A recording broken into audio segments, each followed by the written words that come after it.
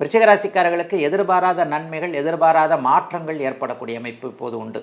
இந்த மாதம் கண்டிப்பாக அவரவருடைய பிறந்த ஜாதக அமைப்பிற்கு ஏற்றாற் போல வீடு மாற்றம், வேலை மாற்றம், தொழில் மாற்றம், வியாபார மாற்றம், ஏதாவது ஒரு முன்னேற்றத்தை தரக்கூடிய மாற்றம் கண்டிப்பாக நடக்கும். உங்களுக்குள்ளேயே ஒரு மாற்றம் நடக்கும்.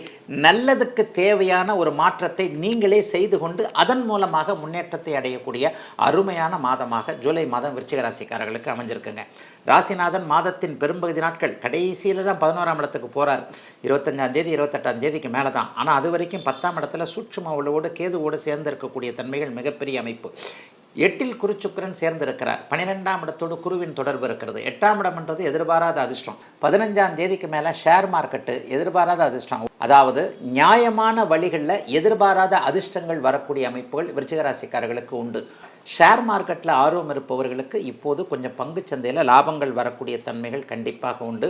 படிப்படியாக மேன்மைகள் வரும். போன மாதமும் அதுக்கு முந்தின மாதமும் கடந்த 4 மாதமாக இருந்து வந்த மனவேதனைகள் இப்போது இல்லாமல் நல்லவைகள் நடக்கக்கூடிய யோக மாதமாக அமைந்திருக்கிறது விருச்சிக ராசிக்காரர்களுக்கு இந்த ஜூலை மாதம்.